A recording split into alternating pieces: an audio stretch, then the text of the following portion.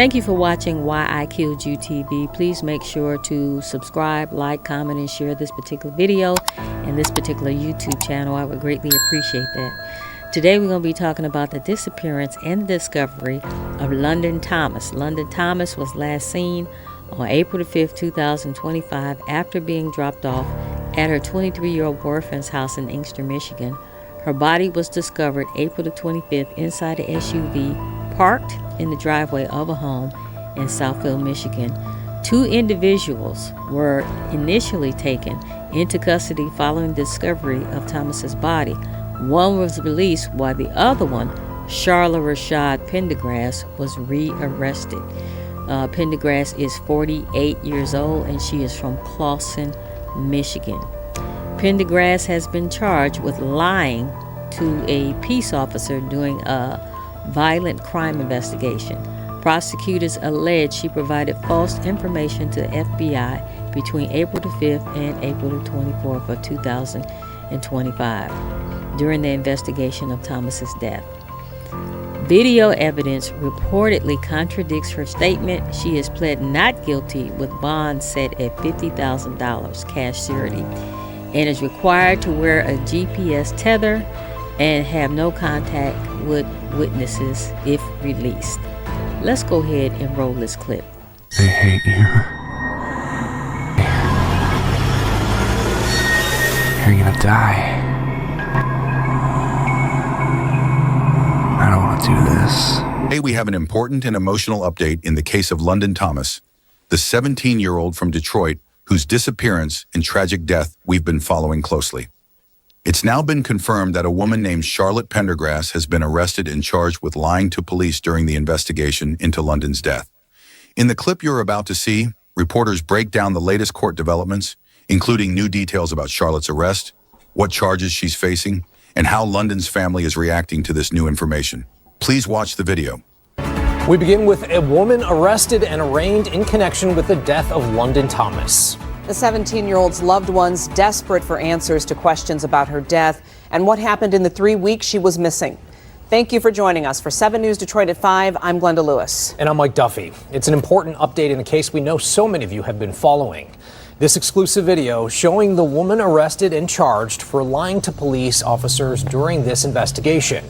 7 News Detroit with the only camera in the courtroom for arraignment. And it's been less than a week since London's body was found in Southfield. At one point, her boyfriend was named a person of interest in her disappearance. He has not been charged. 7 News Detroit reporter Randy Wimbley questioning the defense attorney of the woman charged today. He's also speaking with London's grandmother about this break in the case. Investigators initially had two people in custody with seemingly the hopes of getting homicide charges on both of them.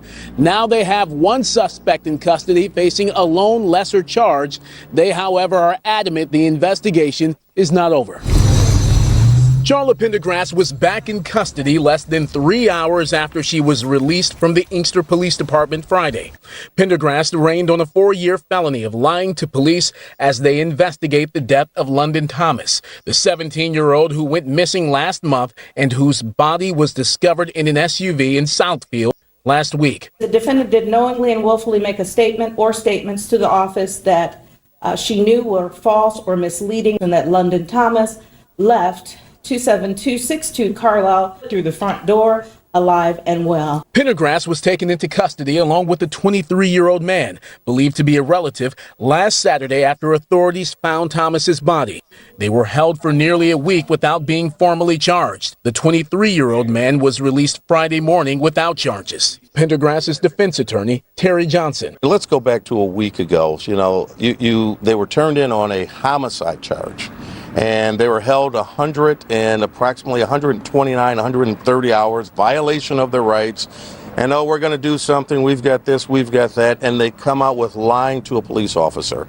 I mean, they are doing nothing but grasping at straws at this point. Meanwhile, London Thomas's family reacting to Pendergrass's criminal charge. I could feel it in my heart when I was talking to her that she was lying.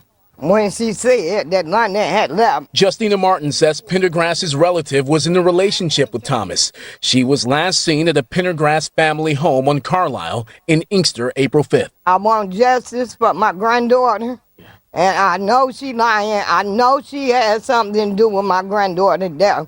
I believe she killed my granddaughter. But no homicide charge has been filed against Charla Pendergrass. Michigan State Police says its detectives are still working with the Wayne County Prosecutor's Office, and more charges could be announced as the investigation continues. Now, as for Pendergrass, she is facing a 4-year felony, and right now she's locked up on a $50,000 cash surety bond. The Oakland County Medical Examiner is still working to determine London Thomas's cause of death. In Inkster, I'm Randy Wembley, 7 News Detroit. Thank you, Randy. Afternoon, Your Honor. Good afternoon, sir. Do we need a minute, or are we ready to go?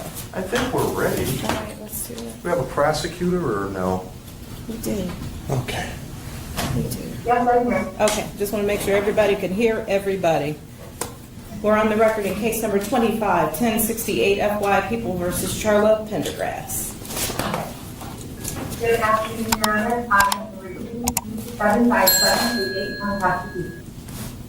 And good afternoon, Your Honor. For the record, Terry Johnson, P70773, on behalf of Ms. Charla Pendergrass, who is present and seated in the jury box. All right. With regard to the charges, counsel, do you wish the court to read on the record what the charges are? I have not seen them, Your Honor, and if the court would like, I can approach and glance at them, or whatever the court's pleasure is. I'll read. Thank you, Your Honor. It's alleged between the dates of April 5th, 2025 and April 24th, 2025 in the city of Inkster in count 1 that the defendant is being charged with 1 count of lying to a police officer in a violent crime investigation. It's alleged that after being informed by Agent Christopher Steigel, Federal Bureau of Investigation, that the officer was conducting a criminal investigation, that the defendant did knowingly and willfully make a statement or statements to the office that she knew were false or misleading regarding the following material fact or facts relating to the investigation that London Thomas left 27262 Carlisle, Inkster, Michigan at 7 a.m. on April 5th, 2025 on foot through the front door, alive and well. And the officer was conducting a criminal investigation for kidnapping/homicide. That's a felony punishable by up to 4 years in prison and or a $5,000 fine. That concludes the reading of the charges. Thank you, Your Honor.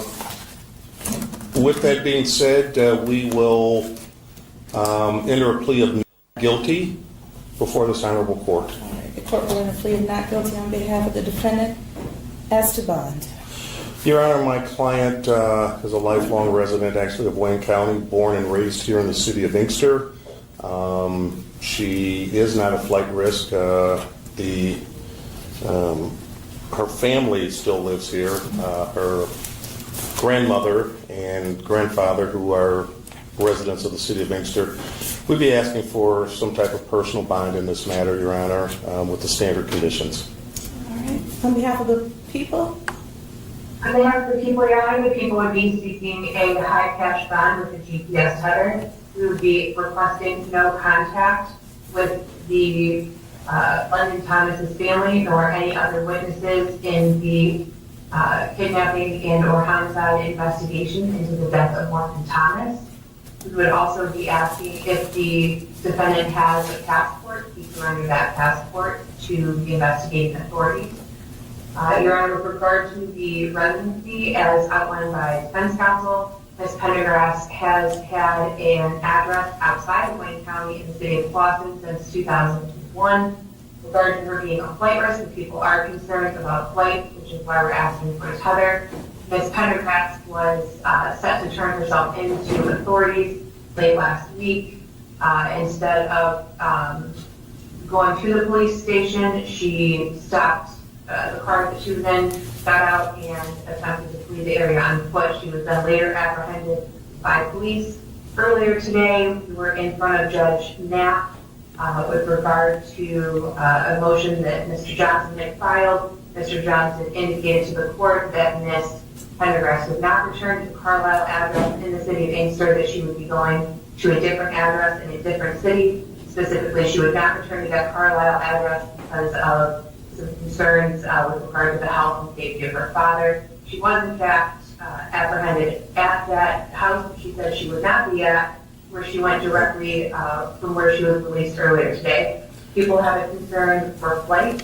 And with regards to the high cash bond, people are asking for a high cash bond. Ms. Pendergrass has access to multiple properties, multiple vehicles. She also is, to my understanding, has access to a large family trust.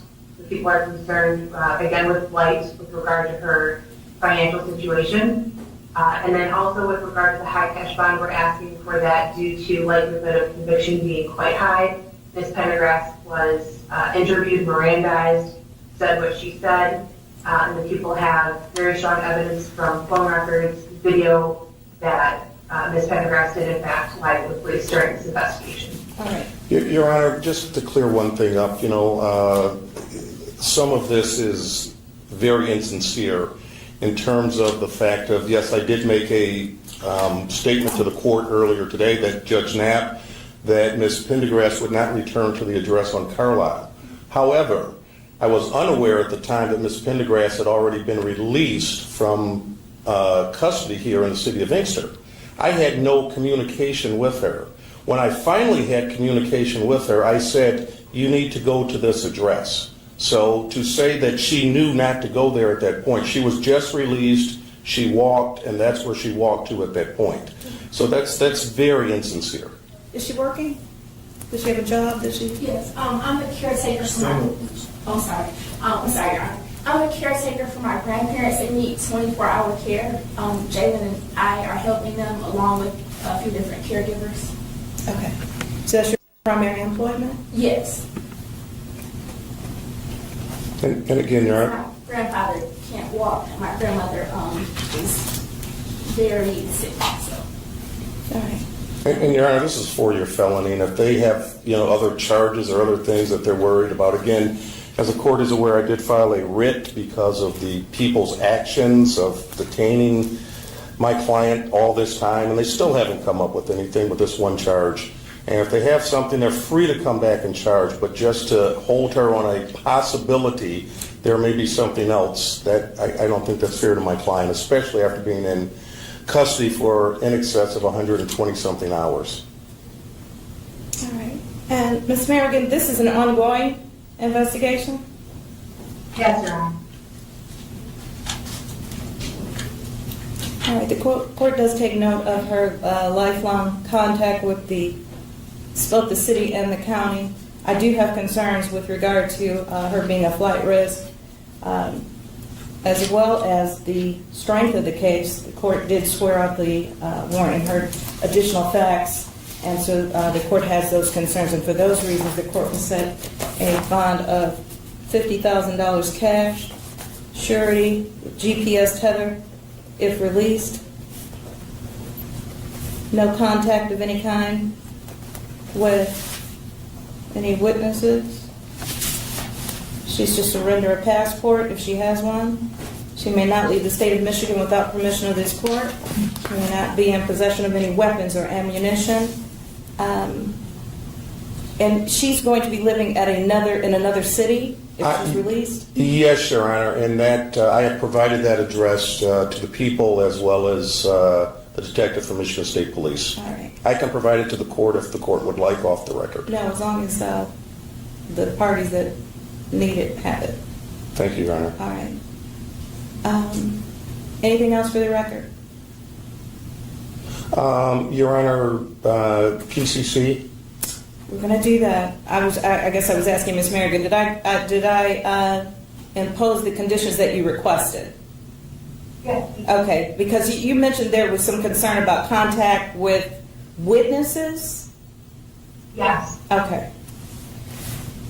And the court did order no contact with anyone. Because I didn't name a party, so I'm going to just leave it at witnesses. So, counsel, are you available to return for probable cause conference next Wednesday? One moment, Your Honor.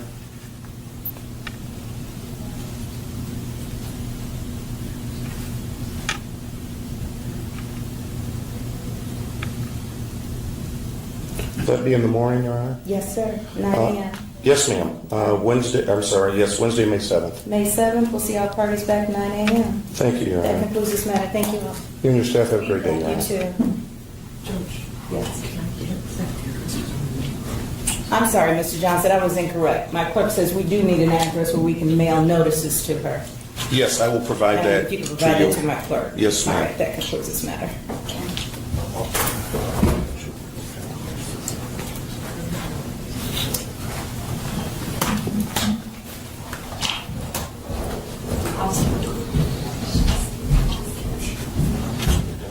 Before I end this video, I just want to say, my heart truly goes out to London Thomas's family.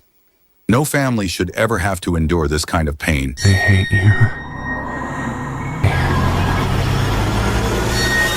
You're gonna die. I don't want to do this.